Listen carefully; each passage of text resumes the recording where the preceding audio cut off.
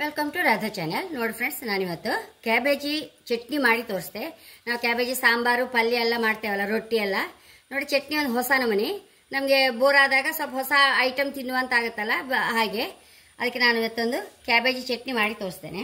ನೋಡಿ, ನಾನೊಂದು 1/4 kg ಅಪ್ಪಷ್ಟು cabbage ತಗೊಂಡಿದೆ.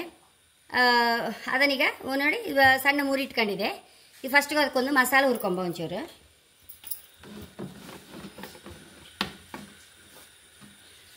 ಎಣ್ಣೆ ಹಾಕೊಂಬ.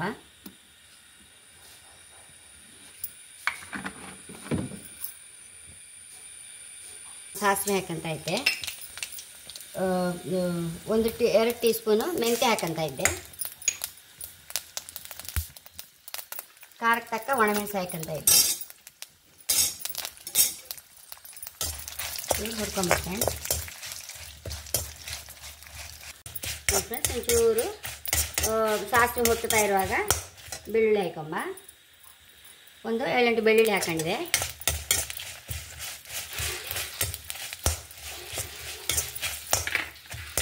ಒಂದು 2 ದೊಡ್ಡ ನೀರುಳ್ಳಿ ಹಾಕೊಂಡಿದೆ, ಕತ್ತರಿಸಿದ್ದನ್ನು.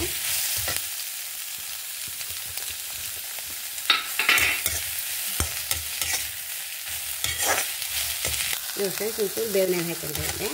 ಇದನ್ನು ಹೀಗೆ ಹುರಿತಾ ಇರುವ ಅಷ್ಟರೊಳಗೆ ನಾವು ಕ್ಯಾಬೇಜ್ ಸಹ ರೋಸ್ಟ್ ಮಾಡ್ಕೊಂಡು ಫ್ರೆಂಡ್ಸ್, ಅದಕ್ಕೊಂದು ಬಾಣಲಿ ಇಡುವ. ಇದನ್ನು ಸಣ್ಣ ಬೆಂಕಿಯಲ್ಲಿ ರೋಸ್ಟ್ ಆಗ್ತಾ ಇರಲಿ. ನೋಡಿ ಫ್ರೆಂಡ್ಸ್, 2 ಚಮಚ ಎಣ್ಣೆ ಹಾಕಂತ ಇದ್ದೆ. ಒಂಚೂರು ಎಣ್ಣೆ ಬಿಸಿ ಆದ ಕೂಡಲೇ ಕ್ಯಾಬೇಜ್ ಹಾಕಿ ಒಂಚೂರು ರೋಸ್ಟ್ ಮಾಡ್ಕೊಂಬ. ಎಣ್ಣೆ ಬಿಸಿ ಆದ ಕ್ಯಾಬೇಜ್ ಒಂಚೂರು ರೋಸ್ಟ್ ಮಾಡ್ಕೊಂಬ.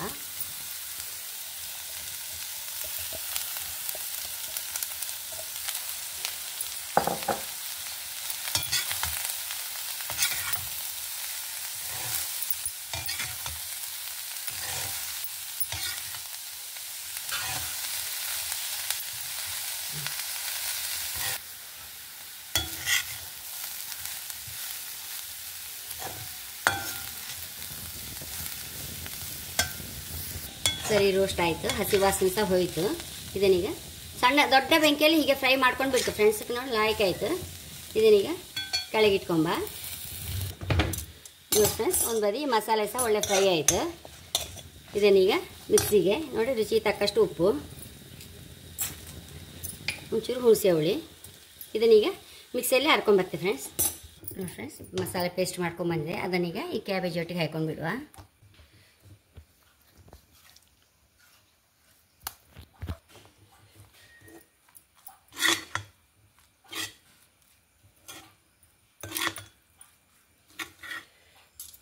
ಸರಿ, ಹೀಗೆ ಮಿಕ್ಸ್ ಮಾಡ್ಕೊಂಡು ಫ್ರೆಂಡ್ಸ್ ಒಂಚೂರು ಕೊತ್ತಂಬರಿ ಸೊಪ್ಪು ಹಾಕಂತ ಇದ್ದೆ.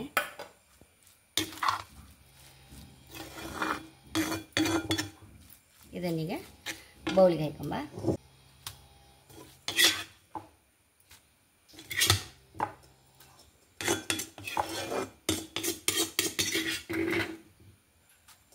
ಫ್ರೆಂಡ್ಸ್, ಎಷ್ಟು ಹೆಲ್ದಿಯಾದ ಕ್ಯಾಬೇಜ್ ಚಟ್ನಿ ರೆಡಿಯಾಗಿದೆ.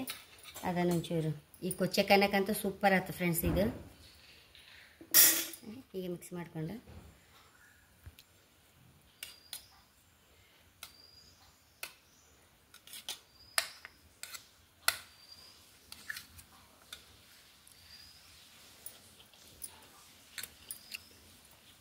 ತುಂಬ ಅಂದರೆ ತುಂಬ ಲಾಕಿತ್ತು ಫ್ರೆಂಡ್ಸ್. ಖಂಡಿತ ನೀವು ಸಹ ಟ್ರೈ ಮಾಡಿ. ಮಕ್ಕಳು ಸಹ ಇಷ್ಟ ಆಗುತ್ತೆ ಇದು.